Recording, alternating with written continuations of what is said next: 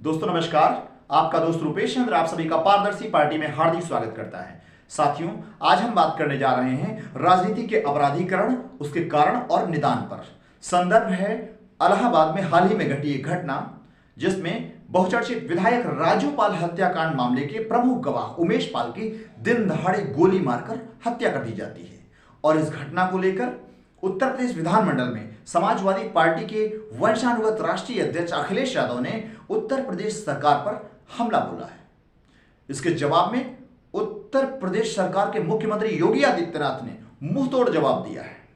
साथियों, सदन के दृश्य को देखकर ऐसा लगता नहीं कि सदन में चर्चा या संवाद हो रहा है, बल्कि ऐसा लगता है कि कोई रामायण या महाभारत कालीन सीरियल चल रहा है, कोई युद्ध क्षेत्र का दृश्य चल रहा है, जिसमें अखिलेश यादव तुम जैसे शब्दों का इस्तेमाल कर सदन की गरिमा को कम कर रहे हैं। वहीं योगी आदित्यनाथ ने कहा है कि माफिया को मिट्टी में मिला देंगे।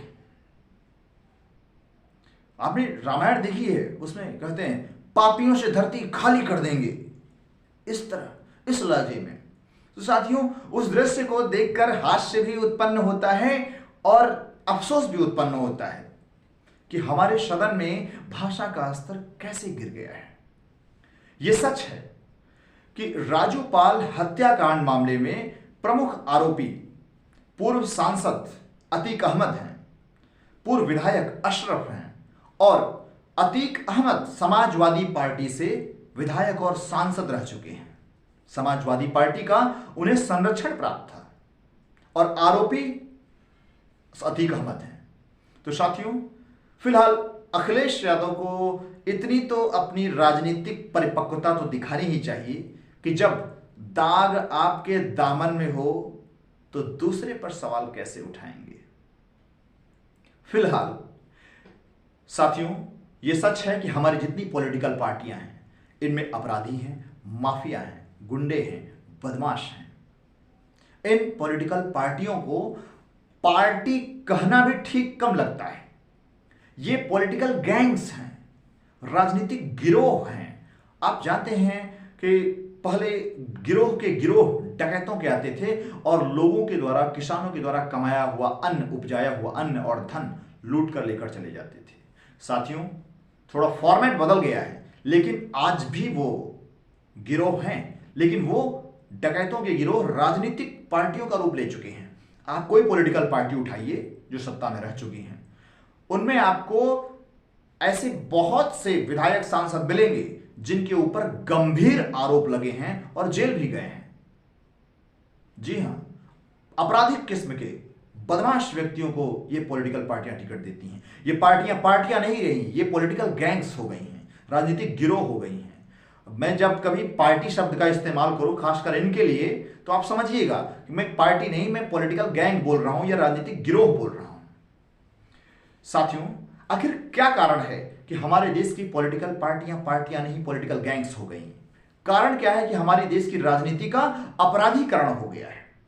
आइए इस पर विचार करते हैं। साथियों, जब देश हमारा अंग्रेजों से आजाद हुआ था, उस समय हमारे देश की जो पॉलिटिकल पार्टियां थी, उसमें योग्य, काबिल, अनुभवी, जमीनी, ईमानदार नेता थे। जी हां, अपराधियों का उसमें स्थान नहीं था, नगण्य थे। लेकिन आज अपराधियों की भरमार है। उसका कारण है आजादी के बाद 70 के दशक में हमारे देश में एक तकनीकी चूक हो गई। और चूक ये हो गई हमारे देश में कांग्रेस पीरियड में, इंदिरा गांधी के टाइम पीरियड में विशेषकर नौकरशाही निरंकुश हो गई। और नौकरशाही की निरंकुशता इस हद तक पहुंच गई कि आम जनता इन नौकरशाहों से काम कराने में स्वयं को असमर्थ पाने लगी। ऐसी स्थिति में जब अधिकारी जनता की बात नहीं सुनते, अधिकारी निरंकुश हो गए, भ्रष्टाचार चरम पे बढ़ गया, तो आम जनता ने इन अधिकारियों से काम कराने के लिए अपराधी और गुंडे चुनना स्टार्ट कर दिया कि हमारी बात नहीं सुनोगे, हम इलेक्शन में गुंडा चुन लेंगे, अपराधी चुन लेंगे, वो तुम्हें डरा धमका के काम कराएगा। जी हां साथियों, आज हमारे देश की जो नौकरशाही है बहुत ही निरंकुश हो चुकी है। आम जनता इन अधिकारियों से काम कराने के लिए गुंडे और दलालों को वोट देने लगी है। जो इन अधिकारियों की कनपट्टी पर कट्टा लगा के काम करा सके, डरा धमका के काम करा सके, या फिर पैसा ले देकर दलाली करके काम करा सके। तो साथियों, हमारे देश की राजनीति के अपराधीकरण का प्रमुख कारण है निरंकुश नौकरशाही। इस निरंकुश नौकरशाही से कोई भी सीधे साधे सच्चे जनप्रतिनिधि काम करा पाने में असमर्थ होते हैं।